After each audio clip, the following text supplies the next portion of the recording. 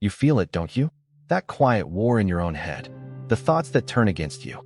The anxiety that shows up uninvited. The way your mind can ruin a perfectly normal day. With one sentence, you're not good enough. It almost feels personal, like your brain wakes up every morning. With one mission, sabotage. Stop you from speaking. Stop you from trying. Stop you from becoming who you know you could be. You call it overthinking. You call it self-sabotage. You call it anxiety, numbness, procrastination. Different labels, same feeling. My brain is against me. There must be something deeply wrong with me. But what if that story is not true? What if your brain is not your enemy at all, but a frightened guardian, using outdated methods to keep you alive? What if every attack from your mind is actually a panicked attempt to protect you? In this video, we're going to walk slowly into that truth. We'll explore what your brain is really doing, why it feels like sabotage, and how to begin turning this inner enemy back into an ally. Stay with me until the end, because once you really see what your brain has been trying to do for you, something shifts. You stop seeing yourself as broken. You start seeing yourself as a survivor whose hardware was never updated. Let's begin with this harsh reality. Your brain did not evolve for happiness. It evolved for survival. It is not optimized for joy. It is optimized for don't die. And survival is paranoid by design. Tens of thousands of years ago, this paranoia made sense. Relax at the wrong moment, you die. Trust the wrong person, you die. Ignore a strange sound in the dark, you die. Hypervigilance kept your ancestors breathing. Fast forward to now. Your threats are different. Emails, deadlines, bills, breakups, messages left unseen, social media silence, a phone call from an unknown number. But your brain doesn't know the difference between a hungry predator and an angry boss, between real physical danger and the memory of being humiliated as a child.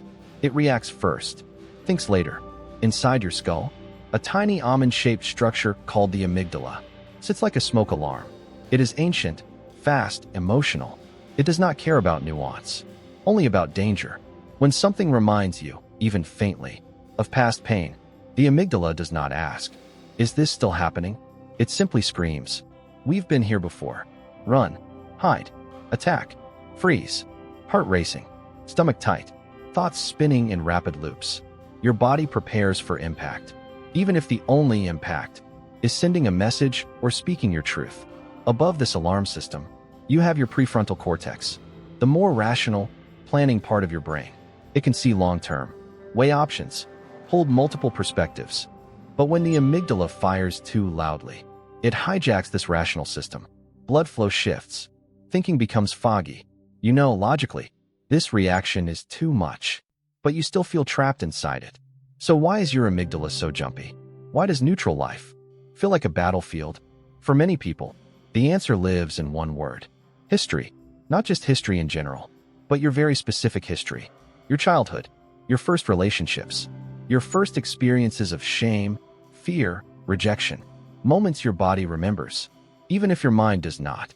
Maybe you grew up in a house where voices could explode without warning. Maybe the people you loved were unpredictable or emotionally absent.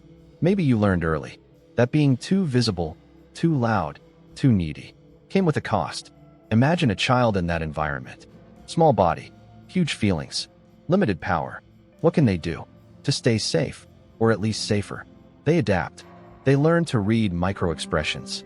They study footsteps in the hallway. They memorize tone shifts like a second language. They numb their own needs to take care of everyone else's mood. Hypervigilance becomes their superpower, and the brain takes notes. If speaking up led to punishment, it writes, "Silence is safer." If being vulnerable led to mockery, it writes, "Never show them who you are." If success led to jealousy or extra pressure, it writes, "Standing out is dangerous." Those notes become patterns. Those patterns become pathways. Those pathways become your default reactions. Not because you are weak, but because, once upon a time, those reactions kept you alive. Now here you are, years later, in a different house, a different city, maybe even surrounded by kinder people. But your nervous system is still living in the old story. You try to start a new project, and suddenly feel heavy and tired. You call it laziness. Your brain calls it avoid the pain of failure. You want to open up to someone, but a wall appears. You call it coldness. Your brain calls it avoid the sting of rejection. Look at procrastination. On the surface, it looks like stupidity. You know what to do. Why aren't you doing it? Underneath, it is often self-protection. If I don't try fully, I never have to face what happens if I give my all and still fail. Or think about social anxiety. You enter a room and feel like everyone is watching you. Your brain starts narrating. They think you're weird. They see your flaws. You don't belong here. Leave. It sounds cruel, but at its core, it is trying to prevent social rejection.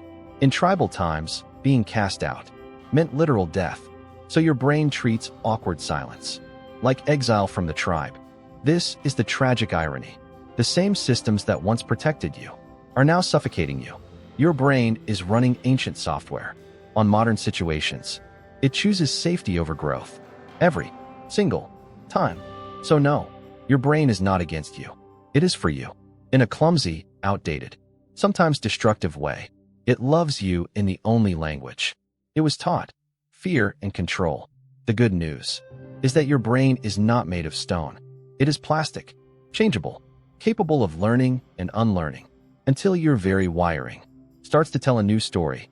But here's the mistake most of us make. We try to bully our own brain. Just stop overthinking. Just be confident. Just get over it. We shame the very system that is already terrified.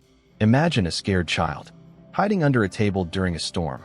Would you scream, "Stop being stupid, get over it"?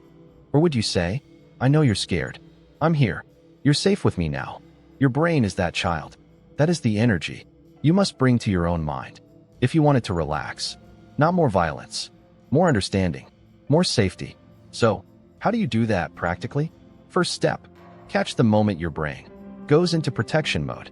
You feel the spike of anxiety, the urge to run, the inner voice attacking you. Pause. Don't argue with it yet. Just name what's happening. This is my brain trying to protect me. This is not the full truth of reality. Naming it creates a tiny bit of space, and space is power. Second step, send physical signals of safety. Your thinking mind is not enough. Place a hand on your chest or belly. Feel the rhythm there. Slow your breathing on purpose. Inhale for 4, hold for 2, exhale for 6.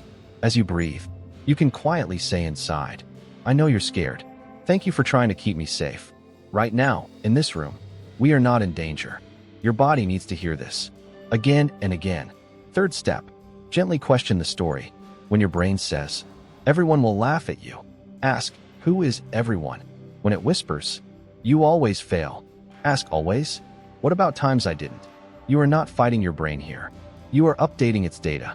You are feeding it new evidence that the world is not only what it once was, that you now are not the helpless child you once were. Fourth step, take one small action that goes against the old pattern. Not a huge leap, a simple, doable move. Send the message. Share the idea. Say no one time.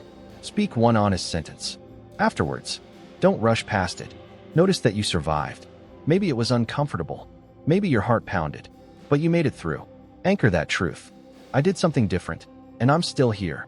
Every time you do this, you carve a new tiny path in your neural landscape. The old highway of fear is still there, but now there is also a small trail of courage and safety. With repetition, trails become roads. Roads become highways. Your brain starts to predict something new. Maybe speaking up doesn't always equal danger. Maybe we can risk a little more. This work is slow. There is no instant hack. You might watch this video, feel a deep shift, and still spiral again tomorrow. That does not none of this is working. It means the old patterns are strong. They were built over years, through real pain. They deserve respect.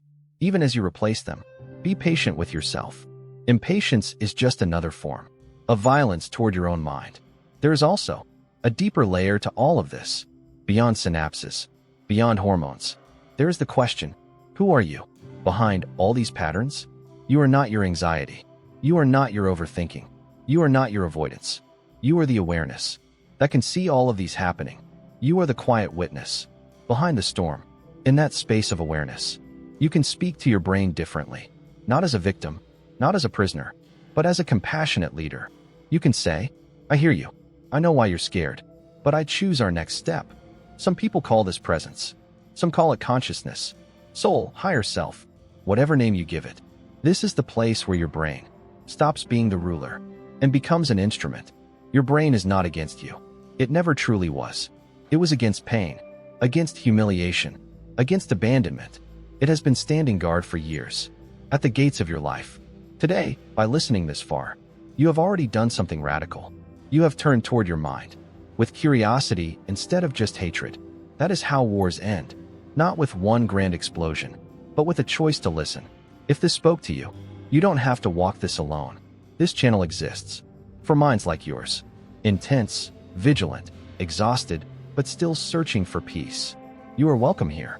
Subscribe if you want more of these deep dives into neuroscience, trauma, healing, and the strange, beautiful ways your brain tries to love you. Leave a like if this helped you. See yourself with a little more softness. And if you feel safe enough, share in the comments. In what moment does your brain feel most like an enemy?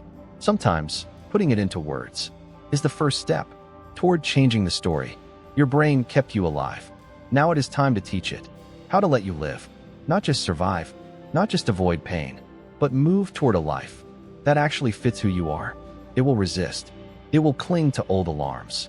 But little by little, with breath, with awareness, with small courageous acts, it will learn. And one day, you'll notice the war inside is not as loud. Until then, be kind to the system that carried you through everything.